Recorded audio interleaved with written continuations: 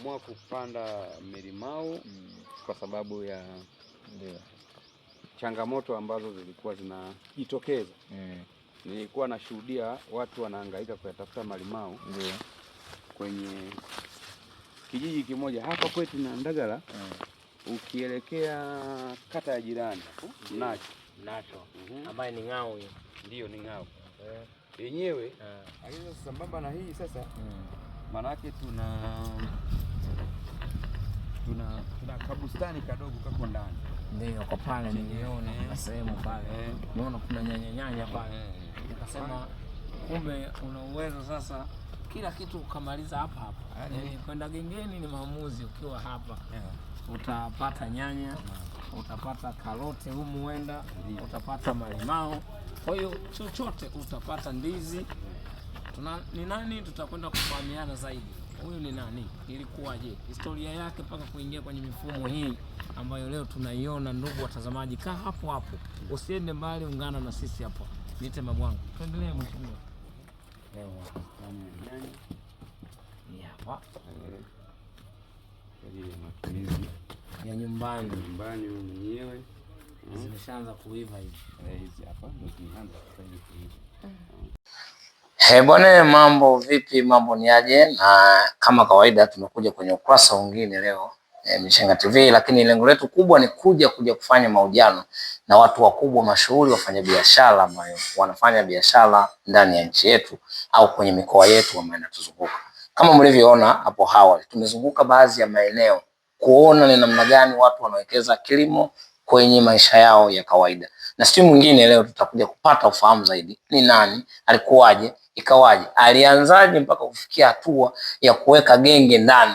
Mtanielewa maana halisi ya genge. Mheshimiwa, habari yako? Habari yangu mzuri, sijui za kwako. Salama, njema kabisa. Nzima. Habari za siku nyingi. Tunashukuru Mungu. Ndio bwana. Kiongozi, tumezunguka tukiwa pamoja na wewe. Lakini pia tumejivunia namna gani ambavyo umekuja kutufundisha sisi vijana kwamba unaweza ukaishi usitegemee gengeni, bali genge ukalivuta ndani. Sasa sisi watazamaji, lakini pia wale watazamaji pia ni watazamaji zaidi, wanahitaji kujua sasa kule tulikozunguka kule kote kule uwezaje na wewe ni nani kabla ya kujitambulisha kwenye swala la uwekezaji. Kwanza naomba nitumie nafasi hii kumshukuru Mwenyezi Mungu. Ndio. Mwingi wa rehema ambaye ameweza kutufanya leo tuweze kukutana wenye watu wa Michenga TV. Ni kweli kabisa. Lakini la pili naomba ni kupongeze sana Mabwanga. Ndio. Kwa kazi yako kubwa unayoifanya. Ndio. Unayoifanya kwenye ukanda wetu hususani wilaya yetu ya Ruangwa. Umekuwa bora kwenye kutafuta matukio. Mimi nakushukuru sana kwa kuja kwangu, lakini nakushukuru sana kwa kufanya maamuzi ya kuja nyumbani. Hongera sana. Nashukuru sana. Na hii ndio faida ya mtu kutoka nyumbani kwako ukaenda kutafuta elimu mbalimbali huko. Na baadaye ukarudi tena nyumbani kwa ajili ya kuja kuwasaidia watu walioko kwenye maeneo. Kwa hiyo mimi nikupongeze sana kwa kuanzisha hii TV. Asante sana. Wewe pamoja na timu yako yote. Nashukuru sana. Hongereni sana. Lakini kubwa ni kwamba unaweza ukaanzisha TV lakini ukawa umeacha kugusa. Sisi huku tuna changamoto kubwa ya kupata vyombo. Sawa sawa. Watu ambao wanaweza wakaja wakarusha habari zetu. Sasa inawezekana Mabwanga ukafika Michenga ukaanzisha TV. Lakini usidili na mambo yanayohusiana na huko kwetu. Sawa sawa. Badala yake wewe ukawa unajikita na mambo ya huko ulikokwenda kusomea. Sasa hii inakuwa haina maana sana kwetu. Kwa hiyo hichi unachokifanya ni kitu kizuri, ni kitu sahihi, na mimi nikupongeze sana. Nashukuru sana. Timu mzima mnapongezwa na mheshimiwa. Kwa hiyo kwa wote ambao mko nyuma ya kamera, mnaye support kazi, mnaye sababisha interview kuruka, anawapongeza sana mheshimiwa huyu, mfanya biashara mkubwa usikae mbali na sisi Mchenga TV leo mpaka tuelewe historia yake, alianzaje, kwa nini ana mafanikio makubwa kiasi hiki. Usikae mbali na sisi, tuendelee kiongozi. Sasa nikirejea kwenye swali lako, ndio la utambulisho, kwamba tumetoka wapi, mimi ni nani? Mimi naitwa Andrew Chikongwe, ndio majina yangu kamili, na nimekuwa hapa Nandagala kwa muda mrefu sana. Zaidi ya yote nimeweza kuhudumu kwenye nafasi ya uongozi takriban miaka ya 20 nikiwa diwani wa kata hii ya Nandagala, lakini nilibahatika kufika kwenye level ya wenyekiti wa halmashauri ya wilaya hii. Zimedumu kwa miaka 5. Wilaya yetu ya Ruangwa, tunazungumzia wilaya ya Ruangwa. Ukisikia mwenyekiti wa halmashauri unazungumzia kwako mheshimiwa. Kwa hiyo nimehudumu hiyo, na msimu huu nikaamua kupumzika, nikaomba waendelee watu wengine pale ambapo mimi nimeishia. Lakini sasa ukija kwenye maisha yangu ya kawaida, mimi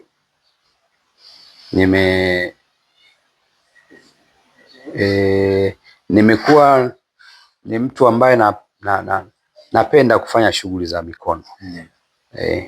Kwa hata wakati nafanya uongozi watu wengi wanajua nilikuwa sana, mimi nahimiza sana watu kufanya shughuli za mikono, kufanya kazi za nguvu, kujituma na nini. Kwa hiyo ndo asili yangu. Sawa. Kwa sababu mimi nimelelewa na baba zaidi, na mama wakati walikuwa nasoma. Kwa hiyo baba ni mchapakazi sana, yeye ni mpenda kazi. Kwa hiyo na mimi nikajikuta naingia huko automatically. Kwa hiyo umelisi ni kazi, watu wanalisi, yani ukiachana watu wengine wanalisi akili, wanalisi wizi, wanalisi kila kitu. Mheshimiwa amelisi kazi ya mikono yake. Kwa hiyo vitu vyote ambavyo tumewaonyesha ni kazi ya mikono yake. Yani mama amesema hapa kazi, tuendelee kufanya kazi. Mheshimiwa ametuonyesha anafanya kazi kweli kwako mheshimiwa. Kwa hiyo hapo nilipofika sio pakubwa sana, sijafika bado kwenye malengo yangu. Sawa. Malengo yangu ni mlima mrefu. Bado sijaweza kumaliza. Lakini naamini msingi nimeshaanza kujenga, ambapo nategemea huko mbele nitafika mahali pazuri. Kwa hiyo tumezunguka kwenye, umeona milimao, umeona michungwa, umeona mipera, mahembe, unaona? Lakini umeona ufugaji wa kuku kabisa. Lakini umeona bustani ndani, kwa maana ya kule miti mbao. Unaona kabisa. Sawa. Sasa nini maana ya hivi vitu vyote? Ni kwamba tuna jambo la kwanza kabisa ambalo mimi nilikuwa ndani ya kichwa changu, la kwanza kabisa ni kujitosheleza kwa masuala ya ndani, yani kujikimu kwanza. Yani nilikuwa natamani kuondokana na ile hali ya unafika hatua unashindwa hata kuwa na kula chungwa mpaka uende ukalinunue. Sijui unataka sijui pela, lazima uende ukanunue. Unataka parachichi, lazima ukanunue. Unataka passion, lazima ukanunue. Hiyo ndio ilikuwa hatua ya kwanza. Lazima kwanza kuhakikisha kwamba unajiimarisha. Ukishatoka hapo sasa ndio unaweza ukaenda mbele zaidi, ili uweze kuwa na ziada itakayoweza hata kukutafutia hela kidogo. Unaona? Sasa. Kwa hiyo hapo maisha ya kawaida ya kwamba hata kama unataka kusomesha mtoto unaweza kumsomesha. Wewe mwenyewe unataka kwenda hospitali utaenda kupata matibabu. Na mambo mengine ya kijamii unaweza ukamaliza bila shida yoyote. Naona? Nafikiri nilikuwa nakwambia kwamba jana tu kulikuwa na mtu amekuja hapo amehitaji limau. Amechukua limau 1,000. Jamani, natakiwa uhesabu moja mpaka 100 ifike 1,000. Sio kitu rahisi. Kachukua hiyo. Kwa hiyo nimejikuta napata hela pale za asubuhi tu. Kwa hiyo kama kulikuwa na jambo nataka kulitatua, inaisha haraka. Kwa hiyo umeona hiyo ndio ilikuwa nani yetu ya kwanza kabisa. Ndio maana umeona haya yote. Lakini umeona biashara ambayo naifanya ya mikate ambayo sasa imeanza kushika kasi kubwa. Na imani yangu ujio wenu unaweza ukasaidia zaidi na mambo yakaenda vizuri zaidi. Kabisa ndugu zangu hapa, nafikiri wanaokutazama tayari umegusia kwenye swala la mikate, wanahitaji kujua zaidi sasa kwenye swala hili la mikate. Unajua watu tunakula mikate lakini inategemeana na mkate wa aina gani. Malalamiko yanapokuwa mengi, sasa umetugusia kwenye eneo la mikate. Bwana, hii kampuni wewe ulianzisha mwaka gani? Hii kampuni ya mikate. Sasa toka imeanza kufanya kazi sasa tuna miaka 3 sasa. Miaka 3. Lakini wazo toka pale nilipoanza kuliwaza sasa naweza nikasema ni miaka 8. Miaka 8. Nilidumu na wazo ndani ya miaka 5. Usichoke kuwa na wazo lako kichwani. Wewe endelea kupambana tu, Mungu atakusaidia. Miaka 8, alafu utendaji wa kazi, kampuni kuanza ina miaka 3. Amevuta subira, alijichanga akawa nazo. Leo hii tayari ameshaanza kuonekana kwenye wigo mpana wa kibiashara zaidi. Kwako Mr. Andrea. Kwa hiyo nilikuwa na mawazo hayo. Tena wakati ule nilikuwa nafikiria hata kuanza kutengeneza mikate kwa kutumia majiko ya kuni. Ndio. Wakati huo yani kitu iliingia kwenye kichwa yangu nilikuwa natamani kufanya kwa haraka zaidi. Lakini nikaacha. Baadaye nikakutana na mtu Dar es Salaam. Nikazungumza naye kwa mara ya kwanza, alafu nikakaa miaka 2 kabla sijakutana naye tena. Kwa hiyo nikaja nikakutana naye tena baada ya miaka 2. Akaniongezea mambo. Baada ya hapo nikatoka. Nikaja tena mwaka wa 3 ndio nikaanza kununua oven moja. Na nikaacha Dar es Salaam huko. Sawa. Nikalipia nikaacha. Kwa hiyo baadaye ndio nikaendelea kuongeza kimoja baadaye nikaleta. Na kwa sasa una maoven mangapi? Sasa hivi tuna zile oven kubwa. Unajua hiyo oven ya kwanza ilikuwa ni oven ndogo tu ya kuanzia. Lakini sasa hivi tunayo mitambo, hiyo oven ziko 3 deki zile 9. Deki 3 kwa maana unaweza kaweka plates zile 9. Ni kubwa, kwa hiyo uzalishaji sasa hivi umeongezeka.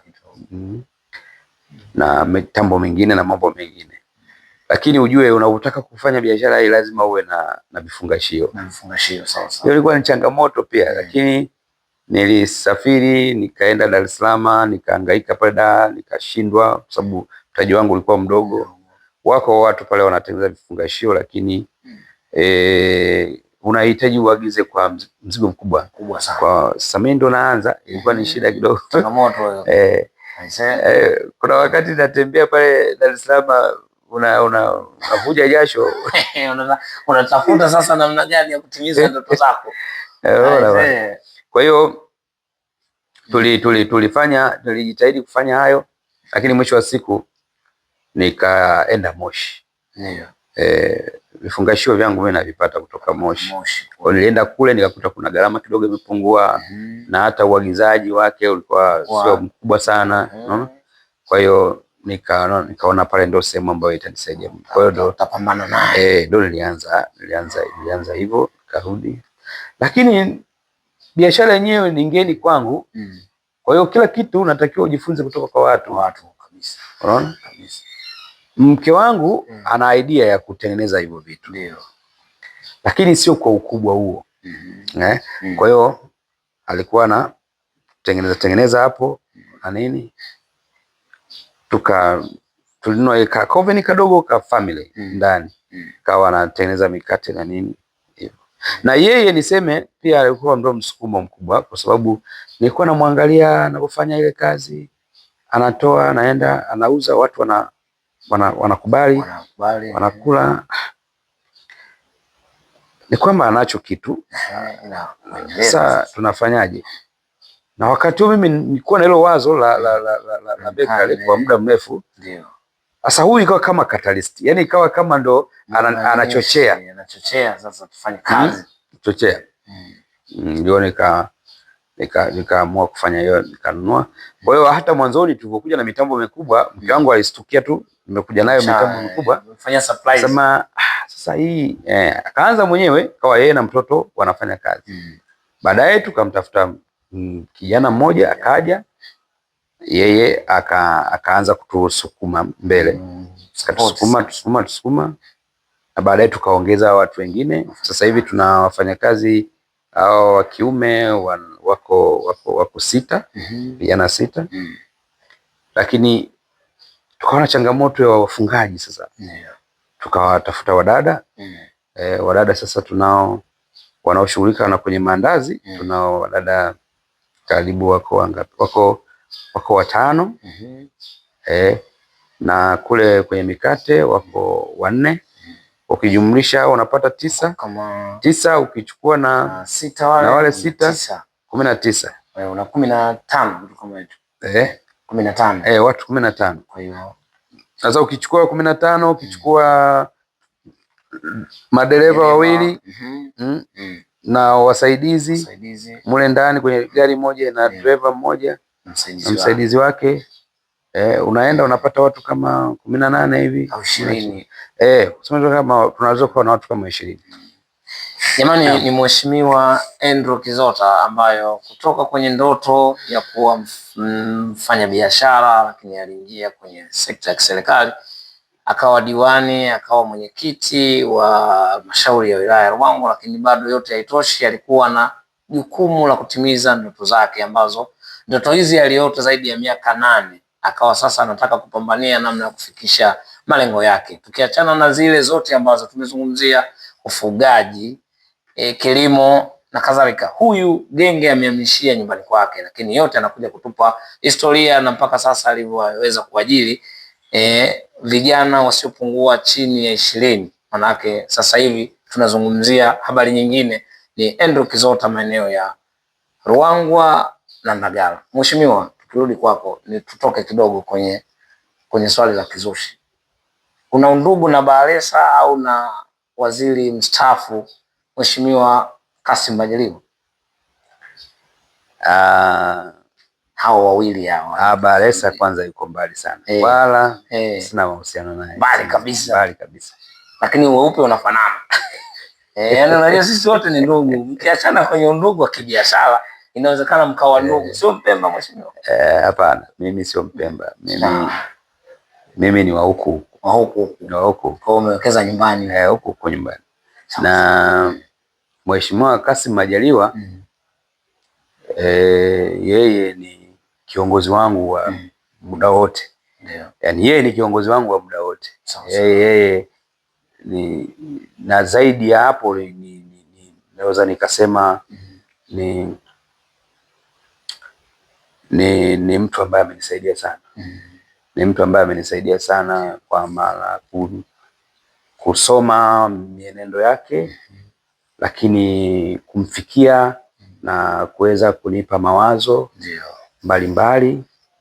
Sasa Mheshimiwa Majaliwa mimi ameniunganisha na watu wengi sana. Katika fursa ambayo nitaendelea kumshukuru Mheshimiwa Majaliwa ni kwamba ameniunganisha na watu wengi sana. Kwa hiyo mimi na marafiki wengi sana sasa hivi, lakini walio hao kati yao ameniunganisha yeye. Kumbuka kuna wakati nilikuwa naenda Kasulu. Nilikuwa naenda Kasulu kule Kigoma. Lakini nilipofika Tabora pale Kaliua, nilimpigia simu nikamwambia mimi niko Kaliua. Pale aliniunganisha na mtu pale. Mheshimiwa diwani wa pale.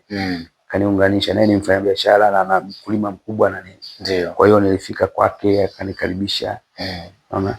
Niliishi pale, baada ya kwenda kuzika niliporudi kule Kigoma, nilifika pale nikakaa siku 3 kwa yule jamaa. Sio connection hiyo. Na mpaka leo tunaendelea kuwasiliana. Mpaka kesho anatamani mimi nikalime mpunga kule. Sawa kabisa jamani, utalime ni watu. Kwa hiyo ameniunganisha na watu wengi na wengine si vizuri kusema sana. Sawa. Huyu namsema rafiki yangu huyu kwa sababu hawezi ni mtu wangu sana. Lakini wako watu wengi ambao mimi ameniunganisha. Lakini kwenye familia yangu mimi na Majaliwa, yani Majaliwa ni family friend. Ndio. Kwa maana ni baba yangu ananisaidia mambo mengi. Sawa. Hata mzee wangu mzee Chikongwe kuna wakati niseme tu kwamba baba yangu alikuwa anaumwa. Alafu alifika hatua ile ya kujisonya. Unajua mtu akishafika hatua anajisonya. Kama vile mtu anakata tamaa kwamba mimi naenda kufa sasa. Nililazimika nimpigie simu Mheshimiwa Majaliwa. Nilipompigia yeye aliniunganisha na daktari bingwa kabisa. Nikawa naenda kutibiwa kwenye hospitali. Na alipofika kwa yule daktari, kwa sababu ni profesa, anajua namna ya kutibu wale. Alipokaa naye ndani mule, baada ya nusu saa alitoka ndani mzee anasema mimi nimepona. Tayari ameshahudumiwa vizuri. Kwa hiyo mimi ukiniuliza mahusiano yetu mimi na Majaliwa ni zaidi ya mahusiano ya kawaida. Sawa. Tumeenda kwenye ndugu sasa. Yani ni zaidi ya hapo, kwa sababu inawezekana kuna watu ambao yeye amezaliwa nao tumbo moja, inawezekana hajaweza kufanya kama alivyofanya kwangu. Kwa hiyo mimi ni mtu muhimu. Lakini hata kwenye biashara zangu hizi, kwa mfano za mikate. Uwepo wa Kassim Majaliwa una nafasi kubwa sana kwa mimi kufanikiwa. Kwa sababu nataka nikwambie, biashara ya bakery imezoeleka kufanywa kwenye maeneo ya miji. Sawa. Imezoeleka kufanywa kwenye maeneo ya miji. Miji kama Dar es Salaam, Mwanza. Ukienda labda huko kwetu Lindi, huko Mtwara. Huko ndiko ambako watu wanaamini kwamba biashara hiyo inaweza kufanyika. Sawa? Asa mimi nilivyoleta wazo la kuja kufanya bakery, nikaiweka Nandagala. Hata kwenye log zangu zote nimeandika Nandagala. Sawa? Na nikaiweka ni fahari ya Nandagala. Sawa. Ujue hapa ni kijijini kabisa. Kijijini kweli. Sawa? Lakini kilichotokea wakati mimi mwenyewe nafanya masoko, nilikumbana na changamoto nyingi sana. Sawa. Yaani mtu anakuambia mkate, anakuuliza swali, unatoka wapi mkate? Unatoka wapi? Anasema unatoka Nandagala. Ukishamwambia unatoka Nandagala, unamwona anarudi chini. Anaona kwamba hicho ameshuka. Anashuka, anaona hichi kitu hakiwezi kuwa cha kizuri. Unaona? Anakuambia mimi mkate napata kutoka Dar es Salaam.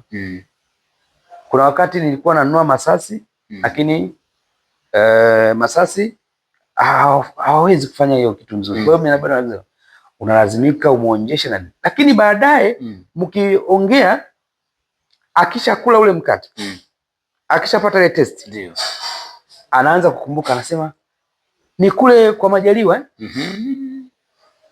Unaona connection hiyo? Kweli. Lazima unatakiwa ujibu kweli kabisa. Ni kule kwa Majaliwa, ni kule kwa Majaliwa. Mtu anaanza kujenga imani. Sawa. Kwa sababu tu kusikia kwamba ametoka pale. Unaelewa?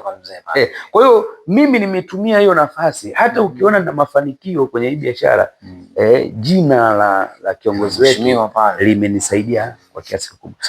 Ningeweza kufika, lakini ingelazimika nitumie nguvu nyingi sana. Unaona?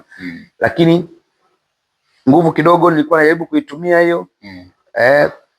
Taja jina la kijiji, lakini yule mzee anakaa pale. Huko kutakuwa ni kuzuri huko. Hawezi kufanya vitu visivyokuwa na maana. Hiyo ndio imetusaidia. Kwa hiyo ukiniuliza mahusiano, hata kwenye biashara zangu na nini naendelea na nafasi. Hata ufugaji ulioona wa kuku, mimi natumia hiyo. Naendelea kutumia hizo steps alizokuwa na kanyaga yeye. Unaona? Kwa sababu bado tuna Unajua iko hivi, biashara hizi unaweza wewe ukawa, kuna vitu vinategemeana mabwana. Kuna vitu vinategemeana. Mji wenyewe na heshima ya mji inabeba baadhi ya vitu vinakuwa vikubwa. Sawa sawa. Inawezekana kitu kikatengenezwa Dar es Salaam lakini ni cha kawaida sana kabisa, ila kikapewa heshima kwa sababu ya kinakotoka kabisa. Hilo mimi nakubali kwa 100%, nakubali kabisa. Sisi Ruangwa tulipata wakati mgumu sana wakati tunaanzisha kujenga hizo guest. Tunawataka wale vijana kina Lukanga kina nani wajenge hizo guest pale. Na wakati huo watu walishaamini biashara ya nyumba za kulala wageni ni Nachingwea na nini. Sawa? Tulipata tabu sana. Tulikuwa tuna guest nzuri Ruangwa lakini zilikuwa hazina watu. Mtu anasema huwezi kulala Ruangwa, nende kalale Nachingwea. Kazi iliyofanyika ni kubwa kuifanya watu waamini kwamba Ruangwa nako unaweza ukapata sehemu nzuri ya kulala. Na ndio maana hata sisi tuliamua kutengeneza na radio. Tukasema tuweke na radio Ruangwa. Naiona pale. Sawa. Tuweke na radio Ruangwa kwa ajili mtu akikaa hivi anasikiza radio sasa, kumbe hapa pana radio. Inawezekana ile radio ikamfanya sema kama wanafika hatua wanayo radio, wana radio yao, basi wameshavuka. Kwa hiyo hata ukienda guest inaweza ikawa ni guest nzuri. Sawa. Unaelewa? Kwa hiyo mimi nimepita kwenye changamoto kubwa sana mpaka kufika hapa nilipofika, lakini namshukuru sana Mungu kwamba baada ya hapo watu wameelewa. Ndio maana mkate sasa unaweza ukaliwa Lindi pale Manispaa. Sawa sawa. Pana viwanda vipo na viheshimu, lakini mkate wetu bado unaingia pale. Mtwara mkate wetu umeingia pale. Tunashindwa tu kwa sababu ya changamoto ya uzalishaji ambapo nitalizungumza baadaye. Mkate wetu unaliwa Masasi, Ndanda, huko kote Nachingwea. Ruangwa mjini ndio nyumbani kabisa. Na vitongoji vyake. Kama ulivyoona watu wa maeneo ya jirani wanaingia wenyewe, wanachukua na pikipiki wanapeleka huku na kule na kule. Jambo la kushukuru kwa sasa ni kwamba wananchi wa maeneo yanayotuzunguka wameelewa na wanasupport sana. Sawa sawa. Yaani wanakula mkate wenye afya. Naam.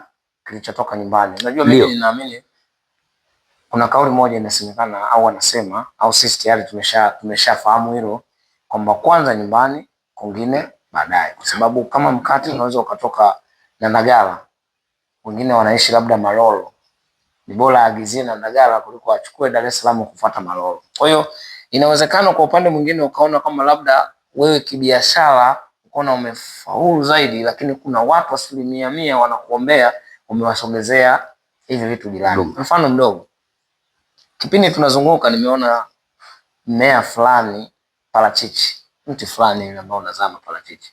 Sisi kwetu kwa 100%, sidhani kama 80%. Sidhani kama sasa hivi mtoto mwenye umri wa miaka 16, 17 kama ameshawahi kuonja parachichi, sina uhakika. Kwa nini atakwambia parachichi linavunwa mbali mpaka kunifikia mimi nimeshazeeka? Kumbe kwa kadri ya muda tunavyozidi kwenda sasa tutakuwa tunapata maparachichi nyumbani kwako. Swala ambalo ukiamua kufanya biashara hiyo tutapata, tutakula hata sisi ambao hatukuwahi kuonja. Kwa hiyo hilo pia mimi nikupongeze, umeweza kuumiza kichwa kuona namna gani unaweza kuwasupport watu kwenye hivi vilaji, kwa sababu vyakula viko vingi, lakini kupata vyakula vyenye ladha ni shughuli nyingine. Tuendelee mheshimiwa, tunahitaji kujua vitu vingi sana. Tukiachana na yale yote ambayo tumezungumza, unapitia changamoto gani kwenye biashara yako hususan ya mikate? Nini changamoto yako kubwa? Sasa hivi changamoto kubwa ambayo inanisumbua ni idadi ndogo ya wapishi. Na wapishi ambao ndo wazoefu wa kufanya hiyo kazi tunao wachache.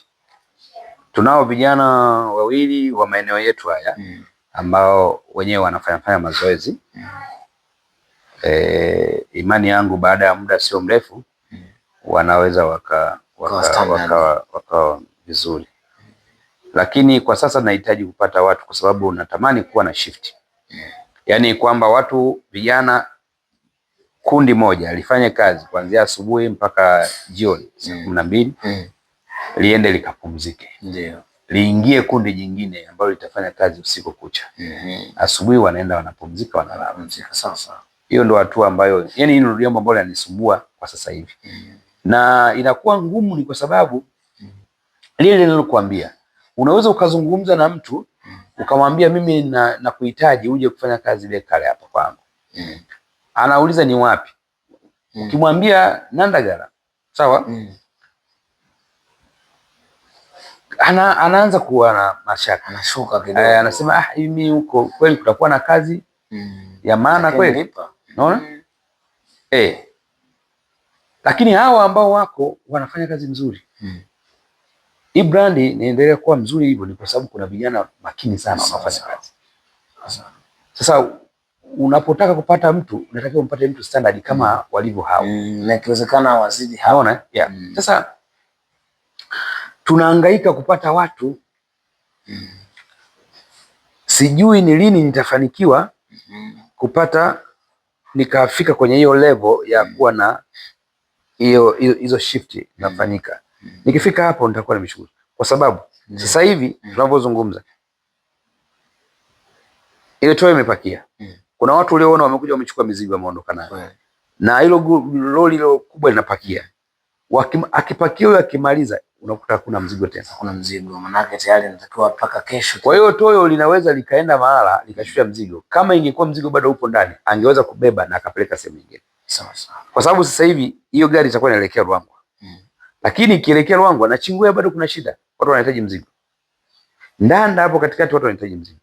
Mtama watu wanataka mzigo. Unafanya nini? Lindi sasa hivi wanahitaji mzigo tuwasafirishie. Tandaimba pamoja na Mahuta na Kitangali. Simu zinaita jamani. Kote simu zinaita. Unajua ndoto hizi kuishi nazo zitakutesa. Hebu kuwa kama Mr. Andrea ambayo yeye tayari kufanya biashara sasa hivi. Tukazungumza hivi. Mimi nimepewa tu nafasi ya kumuoji lakini sio level zangu tena. Ni mfanya biashara mkubwa huyu. Mheshimiwa, nimeona pia biashara ya kuku. Tuachane kule kwenye mikate. Watu wameshaelewa unahitaji wafanya kazi. Jamani, yule ambaye ana chief, fursa ni hii. Watu timizeni ndoto zenu na malengo yenu. Njoni hapa mfanye kazi, mpate hela iwasaidie familia zenu. Mheshimiwa, nimeona upande wa kuku. Nimezunguka kwenye yale mabanda, nikaona lile banda linalofugia kuku. Mimi pale pananistiri kabisa pale. Naweza nikalala bila shida. Wewe kwa nini jengo kama hilo umeenda kuweka kuku? Na sio vijana ambao naamini hao vijana wako, kwa nini usiwachukue ukawatengenezea mnyumba kama ule wakawa wanaishi sasa hapa kuliko kwenda kufuga kuku? Kwa hiyo kuku wanalipa sana kuliko vijana. Ni kweli unaweza ukazungumza hivyo. Na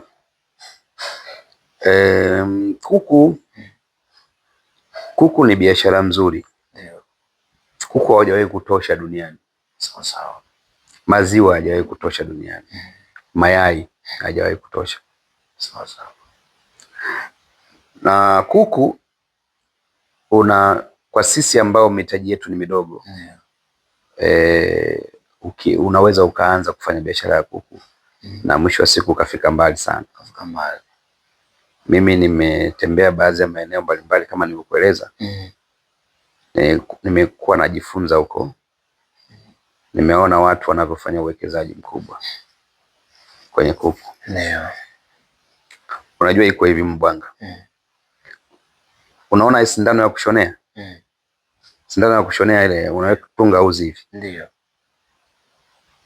Ile sindano ile sasa hivi hapa Tanzania hapa. Ukienda dukani sasa hivi unaweza kukuta unanunua kwa shilingi 50. Ni kweli. Sawa? Shilingi 50. Lakini ile sindano ukisoma utakuta kwamba imeandikwa inatoka China. Sawa.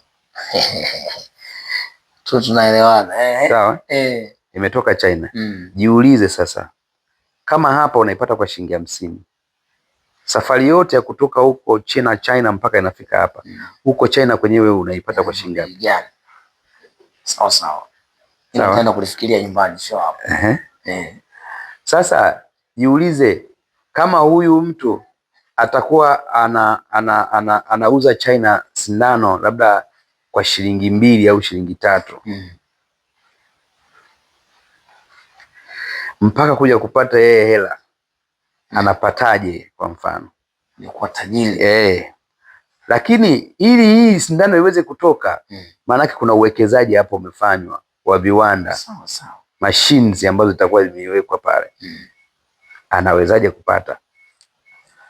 Huyu anapata hela ama anaona hicho kitu ni baada ya kuuza kwa wingi.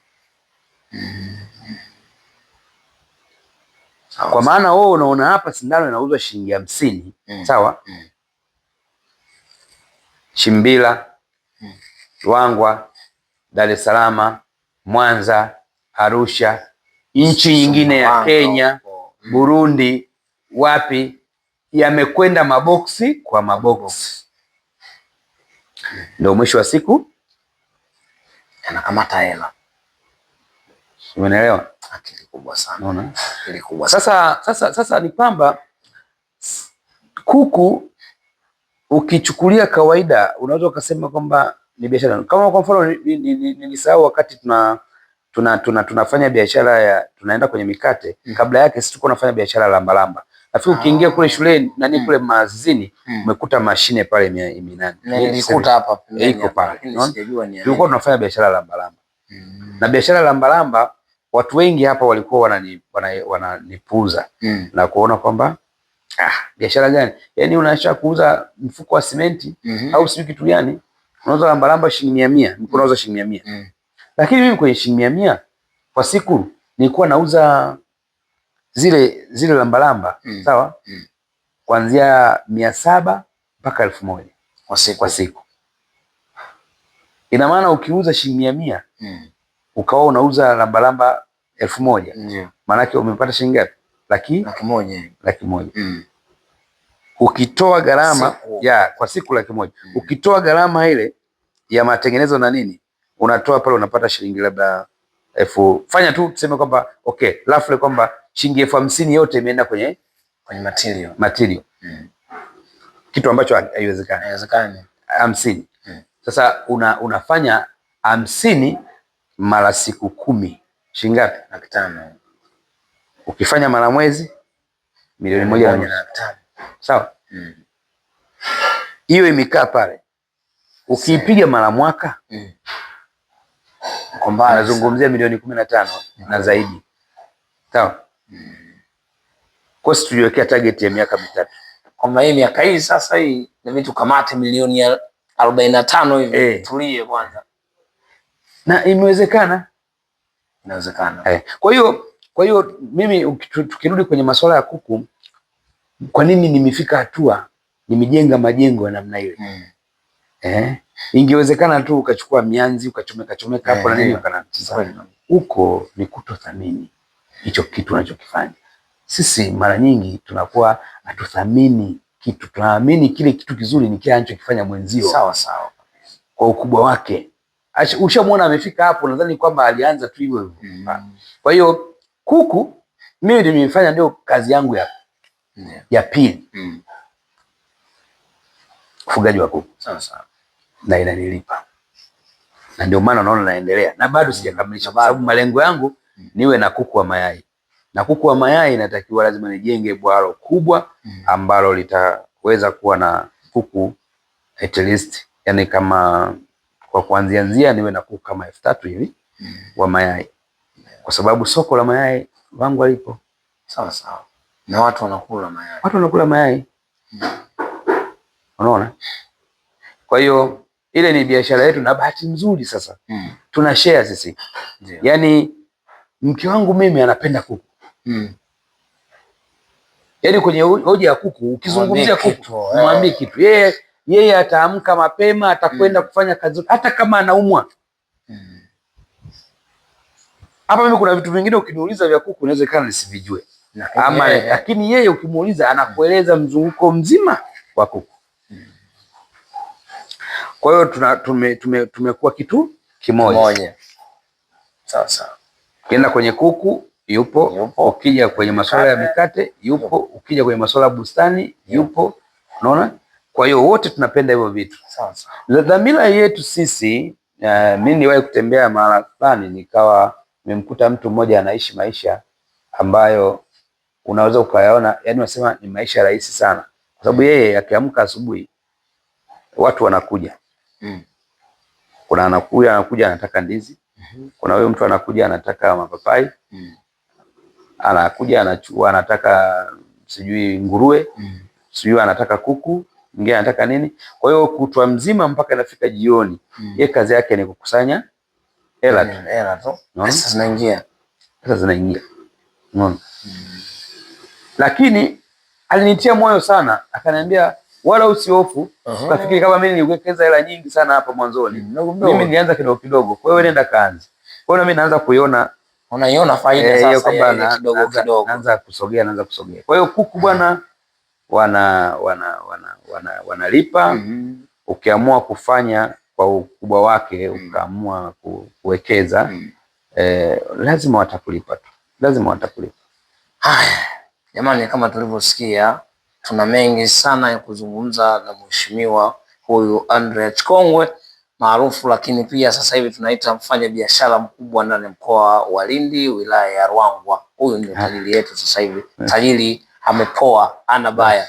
Kama aliweza kuhifadhi ndoto zake miaka 8, akaanza kufaulu kwenye miaka 3, mpaka sasa hivi tunazungumzia ni mtu ambayo tayari anavuka, ameajiri zaidi ya watu 20 ambao wanafanya kazi kupitia mikono yake huyu bwana. Slogan yake kubwa anasema kwamba tufanye kazi kwa bidii, tegemea mkono wako ili uende kinywani kwako. Mheshimiwa, kwa maneno machache kabla tujafunga interview hii, kuna baadhi ya watu wanahitaji kufika level uliofika wewe. Japo level hii uliokuwa nayo wewe hutaki kuwe hapo, unahitaji kuwa na level kubwa zaidi ya hapo. Sasa wale ambao wanakutazama wewe ili wajione wao, kuanzia interview hiyo utasema kwamba nataka kuwa kama fulani, unawashauri nini hasa ili wafike angalau ulipofikia wewe? Sio zaidi, angalau ulipofikia wewe. Kwa hiki tulichokiona, unawashauri nini watu hao?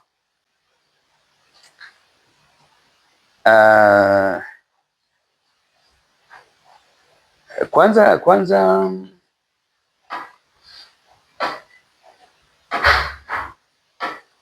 mimi bado sijafika mahala pazuri sana, na najaribu kuhangaika, lakini natambua ya kwamba wako watu wengine ambao wangetamani wafike hapa nilipofika.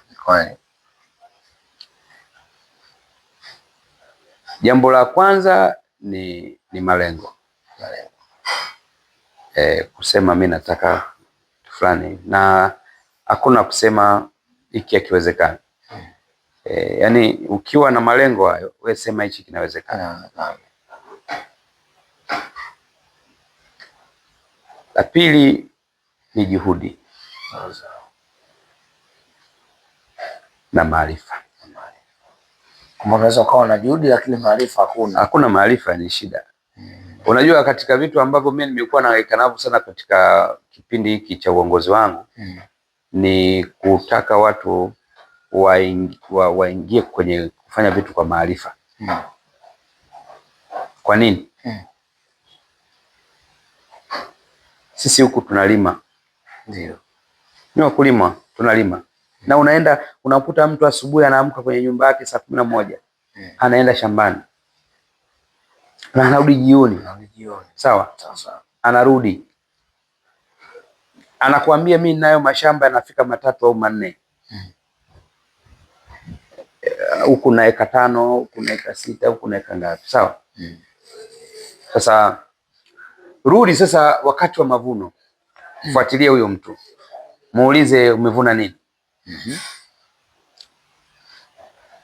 Unaweza ukashangaa kwa kuta kwamba anatenga 3, tenga 4 za mahindi. Na hii sio kitu ambacho nakizungumza hapa labda mimi sijakifanyia kazi. Mimi nikifanyia kazi. Mimi nimetembea nyumba kwa nyumba, mashamba kwa mashamba na mabwana shamba wangu hapa maafisa kilimo. Hapo ndipo. Sasa huyu huwezi kusema kwamba hana juhudi. Juhudi anayo. Yaani huyu kilimo anafanya. Lakini anakosa maarifa. Yaani maarifa ndio yanakosekana. Ndio. Sasa unaambiwa eka moja ya mahindi sasa ukilima inatakiwa ikupe gunia 30 kwa mfano. Sawa? Sasa huyu mkulima huyu anahangaika muda wote huo, anakuja anarudi na gunia 3. Na hapo ndo anajisifa amevuna kwa kweli. Sasa hapa inakosekana maarifa tu. Nimekuambia hapo mahala ambako mimi nimeipanda hiyo uliyoiona michungwa au umeona milima. Usio kafikiri kwamba ina miaka mingi. Hii haina miaka mingi. Kama watu wanaofikiri kwamba ukipanda mlimau basi baada ya miaka 15 ndio utakuja kula. Hapana. Mimi ni miaka 3 tu hiyo. Lakini kwa sababu gani nilitumia maarifa? Ndio. Ardhi hiyo ilikuwa inakataa, lakini hiyo ardhi mimi nilichofanya nimechimba shimo kubwa. Nimeweza kuweka samadi ya kutosha. Naona kwa kushirikiana na wataalamu wetu. Nimepanda mlimau, nimepanda mchungwa. Leo miaka 3 unanipa matunda. Sawa sawa. Kwa hiyo ukiniuliza watu wafanyeje? Kwanza wawe na malengo ya kwamba mimi nakusudia nifike pale, na juhudi ziambatane, zikiwa zimeambatana pia na maarifa. Lakini hakuna kukata tamaa. Tuna changamoto kubwa Mabwanga, ya watu kukatishana tamaa. Yaani wewe unaweza ukawa unafanya hiki unachokifanya. Anakuja mtu anakuambia michenga hii wewe itakusaidia nini? Lakini nikwambie wewe una soko kubwa, unaweza kaingiza fedha ndani ya Ruangwa hii kuliko ulivyokuwa huko Dar es Salaam. Mimi nashukuru kwa hilo. Wenda likatokea hilo. Jamani. Hata mkiwa huko kwenye kikundi chenu hichi. Humu ndani kuna watu wanaweza kawa na haraka sana kutaka kupata mafanikio. Unaona? Ndio. Yaani amesota tu kidogo leo, ameenda mahala hivi, amekaa na njaa, akirudi asema shughuli gani? Anaacha. Sawa sawa. Na hiyo ndio changamoto kubwa. Unaelewa? Kusini. Unaona? Lakini ili uweze kufanikiwa lazima uwe mvumilivu.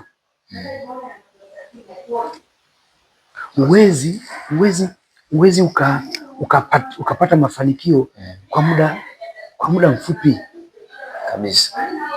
Hii haiwezekani. Kweli. Kwa hiyo lazima watu wengine watakuja watakwambia wewe hii utafanikiwa wapi? Ngoja weka pause kidogo. Kwenye kila kitu.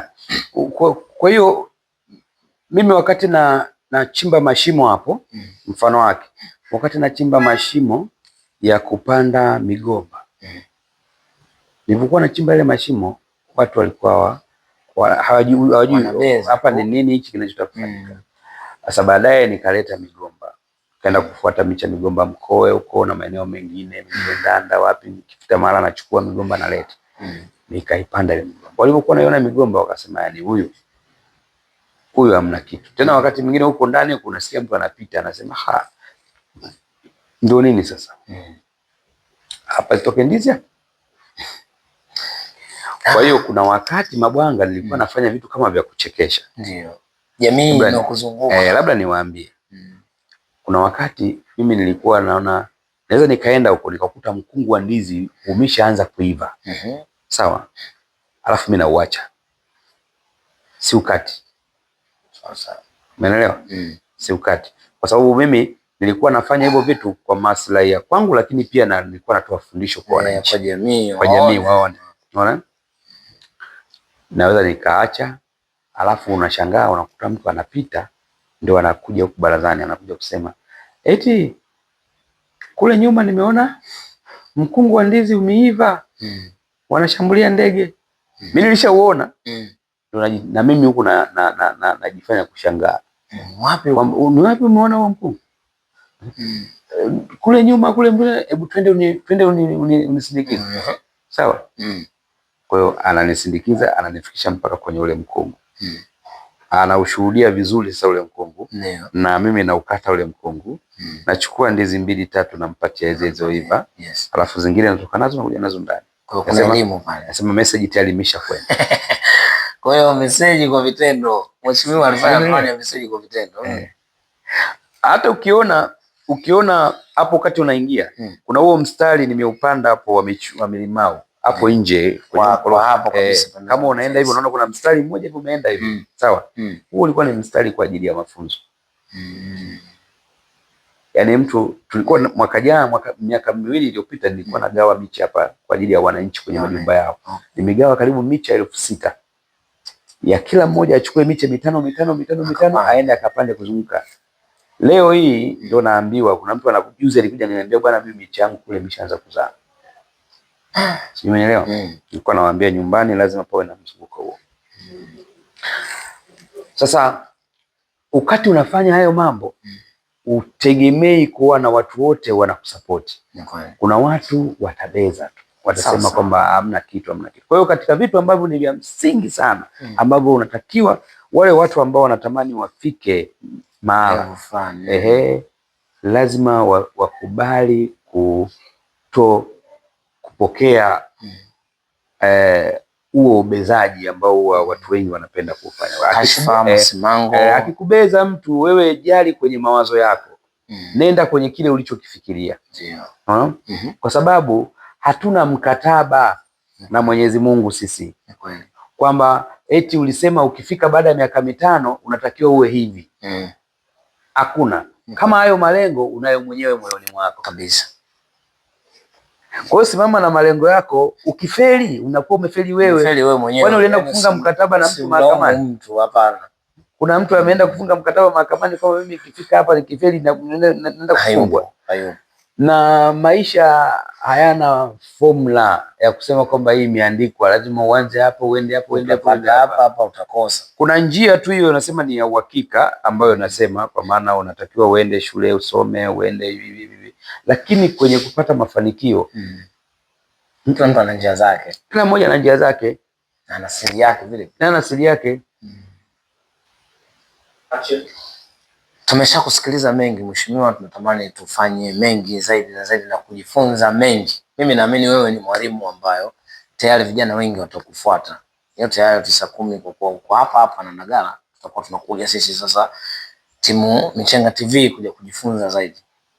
Kabla tujafunga mahojiano yangu, hiki bwana nimekiona muda mrefu sana hivi. Nikawa najiuliza hii ni nini? Kwa sababu unaona ina nembo ya hawa waheshimiwa hawa. Hii naamini nembo kubwa sana ya serikali.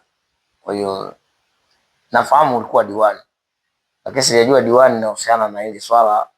Ni tufafanulie ili na sisi watazamaji kule tusipende kuulizana hiyo ni nini. Mheshimiwa, hii ni nini?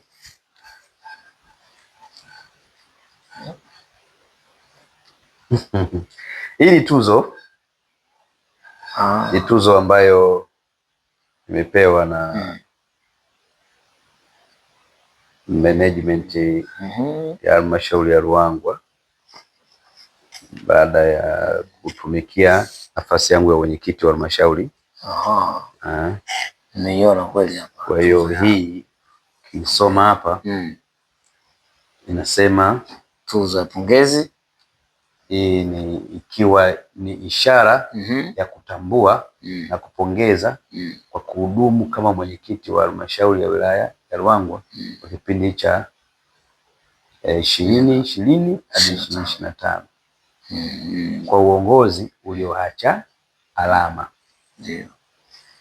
Bwana, asante sana. Kumbe ni tuzo. Mimi nilizani ukimaliza udiwani wewe unapewa tuzo ya kuwatumikia wananchi. La hasha. Wananchi wataendelea kukusupport, kukuheshimu na tuzo yako ipo kwenye mioyo ya wananchi wako. Kwa hiyo hii ni tuzo ya kuwa mwenyekiti bora wa halmashauri ya wilaya hii ya Ruangwa. Manake amefanya mengi mheshimiwa huyu mpaka sasa ameamua kuja kupumzika kwenye hili jumba lake la kifahari. Ni mimi hapa nyuma ya kamera kijana wangu Alpakanya the one, lakini mimi ndio Bwana Mabwanga TZ na tulikuwa na mahojiano mengi sana na mheshimiwa Andrea Kizota maarufu huyu sasa nawafungulieni kama Chikongwe. Kwa hiyo ana historia nyingine ya wazazi wake huko tutakuja kumhoji siku zijazo. Mzee Chikongwe ilikuwaje, historia yake, ni watu wa wapi, lakini kwa leo naomba tuishie hapa. Mheshimiwa, asante sana kwa kupoteza muda wako, lakini pia tutakualika kwenye Michenga TV tuje kupata mengi zaidi ofisini kwetu. Asante sana, nawashukuru. Karibuni tena. Nimefurahi na leo ni kama tumechokoza tu. Ni kweli. Tunayo mambo mengi. Ndio. ya kuzungumza.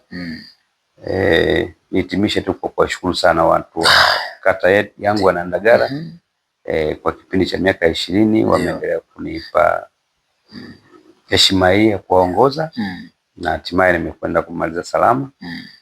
Basi ushirikiano ulionipa ni mkubwa.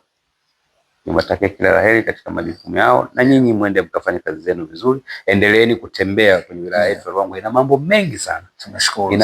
Ruangwa ina mambo mengi na makubwa sana, lakini haijatangazwa. Kwa hiyo pata hiyo nafasi, zungukeni mwende mkafanya. Tunashukuru sana. Bwana, asante sana. Ni mimi hapa presenter wako Mabwanga TZ, yani Mabwanga Tanzania, ninayepatikana maeneo ya mkoa wa Lindi, Dar es Salaam. Na kusisitizia tu ni kwamba sisi watu wote tuna akili. Tatizo lipo kwenye matumizi. Yapo ya kujifunza mengi kupitia interview hii. Itaruka kuanzia saa 1 kamili usiku. Kwa hiyo usikae mbali na sisi ili uweze kupata elimu ndani ya burudani. Bye bye.